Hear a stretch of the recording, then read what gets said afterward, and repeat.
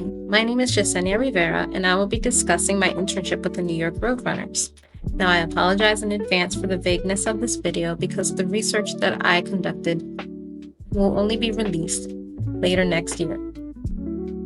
Now, I began my internship with the New York Roadrunners in February 2025. Before I began any research, I was informed of the three major groups that supported different individuals regarding the research topic. Most of the research at this point has been articles, books, and primary sources. There were a total of 6 books. 10 articles were used in gathering context for the research topic, and 11 primary sources gave information surrounding the research topic. This internship has allowed me to visit 2 archives, the New York Roadrunners Archive and the New York City's Archive. The New York City Archives has 2 locations, one in Manhattan and one in Brooklyn. The Manhattan location provided primary sources on microfilm, which was very nice to try out. The Brooklyn location held original documentation and artifacts. This includes pictures, letters, which helped give more context. The New York City Archives gave me more context from the political side, as opposed to the New York Roadrunners, which discussed the organization's context. The New York Roadrunners Archive provided information that raised more questions and requested further research. My main role in this internship was to conduct oral history interviews. I was first tasked with figuring out how many people to interview. At first, my list only contained 5 people.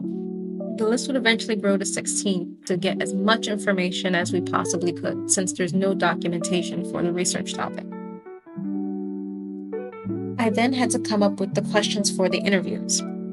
The first draft was more of an individualized approach for each person during an interview, and it was suggested to make a more reusable approach. So to make basically a guide of which questions to ask for all the interviews. After making the list of questions for the interview guide, in order to get to know 2 potential interviewees, I visited the New York Historical Society. The visit was very interesting and highlighted important subject matters regarding these 2 potential interviewees. Now, I was able to begin my interviews, and the first one was very informative and brought up topics that didn't really come across in the research. So I was very grateful for this interview.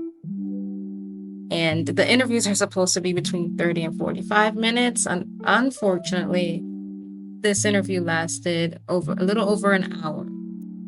But again, the information that I was given was very valuable and provided me some more information to look into. The first interviewee also provided more people to go and talk to.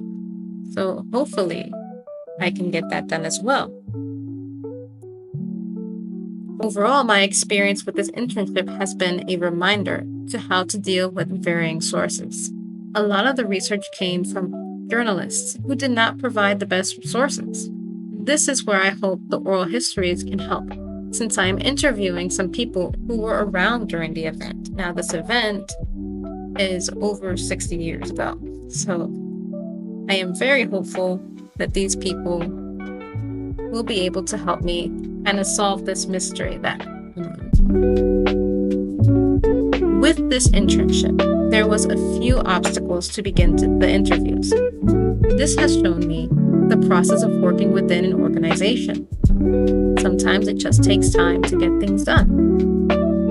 I hope to use this experience in the future in case I run into similar speed bumps, whether it be with oral histories or just research in general. Again, I apologize for the vagueness in this video. Hopefully by 2026, the New York Roadrunners will be able to provide some context during the celebration. Until then, I unfortunately have to wait for the research topic.